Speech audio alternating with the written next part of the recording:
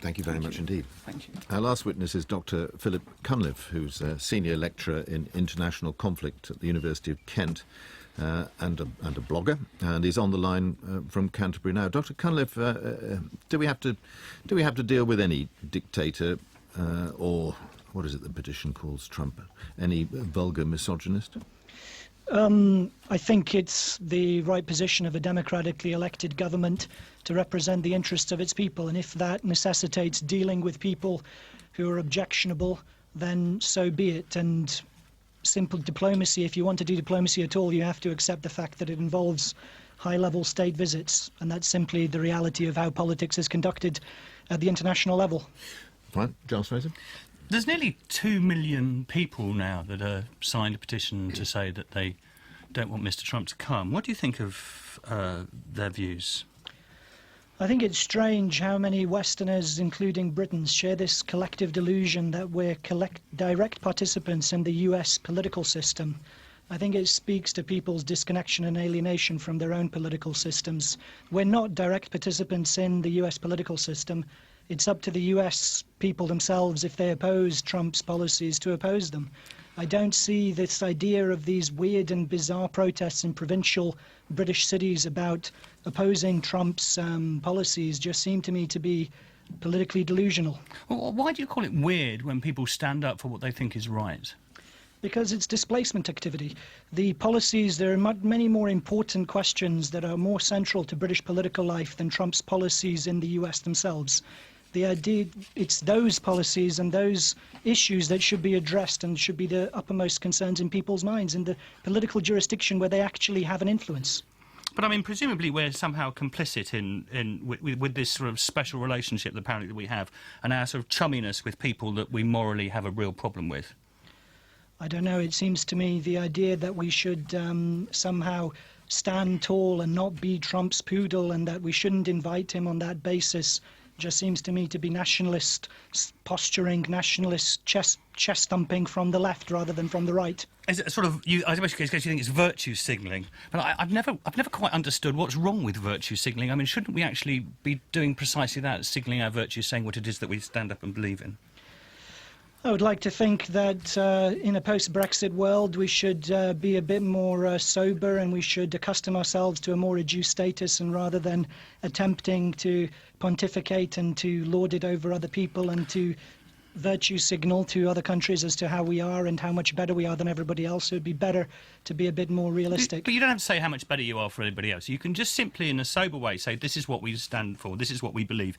It just seems that any sort of expression of morality that people want to have, you just want to say, shut up, it's all about you. There seems to be... I want to just hear your case for morality here. I want to make the case for politics rather than morality when it comes to dealing with diplomacy. I would have thought that was the most obvious... So the morality doesn't have a place? I would say morality has to be refracted through basic questions of interest and power. That's a very clever way of saying you don't think it has a case. No, I just think it has to be considered and weighed against questions of interest and power. Well, I think you've sort of come on the moral maze and said, actually, that this is not something about morality.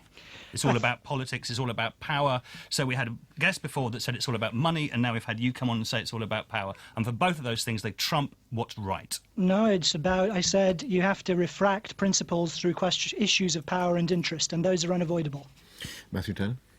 I mean, I assume that you wouldn't be in favour of a state visit for Abu Bakr al-Baghdadi, the head of ISIS. Well, he's not a state leader, so... Well, let's just imagine, you know, but the point I'm making, obvious point I'm making, is that you would draw a line somewhere, wouldn't you? I'm not going to play these hypothetical games of where you might draw a line, because it's not just a question of the individual, it's a question of the context in which the individual is invited in. No, but you see, I think this is the game you play, isn't it? I'm not the one putting hypotheticals. You're the one playing the hypothetical game. No, but what you want to do is anybody who suggests that a line should be drawn, you can accuse of inconsistency or tokenism.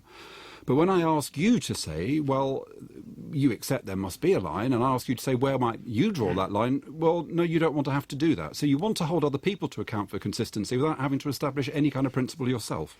I don't want to establish a principle with ridiculous hypotheticals in the abstract. No, I'm not asking you to do it. I'm asking you to say, on this very simple question of state visits to the UK, At what point would you say, look back in history, would you have invited Hitler? Would you have invited, the president of South Africa? There must be a principle that you would, broadly speaking, want to apply to a case like this. I think it would depend on the political context. I don't see that there's a clear-cut line which you could draw on who you want to invite, absent from a particular historical context where you have to assess and weigh all sorts of issues in that particular moment. So in the end, it's just a kind of relativistic judgment. Now, if you take that, then no, I don't take that. Couldn't you make an argument that it is perfectly reasonable at this juncture for people who are very worried about Donald Trump, who think, as I do, that he could be a threat, an existential threat to the human race, to say this is an opportunity for us to say to him that he should choose between populism and being taken seriously? An existential threat to the human race. But yeah, I think his relationship with Vladimir Putin, I think the possibility of Putin believing that he can now march through Europe, yeah, I do believe that. But it doesn't matter whether you agree with it. The point is this: isn't it legitimate for our country to say to Donald Trump, you probably need to make a choice between whether or not you're going to be a populist or whether you're going to be taken seriously, and we'll use this as an opportunity to do that? Nobody's going to take anybody seriously if they really think that Trump is going to bring us to the level of extinction. So I don't even have anything I can say in response to such a ridiculous question. I think an awful lot of people think that having Donald Trump as the most powerful man in the world is a potentially dangerous. You think there's absolutely no danger attached to Donald Trump? There's nothing we should be worried about? All sorts of US presidents incinerated whole countries with napalm and have led and supported dictatorial regimes all over the world. And now you're telling me that suddenly Trump is the worst in this long line of American presidents. I guess I'm adopting the position broadly similar to that of John McCain's, which is that some of the things that Donald Trump is doing are deeply dangerous to the world. Well, so is John McCain as simple as... You can stand alongside the neoconservative warmongering John McCain if you want to. I don't.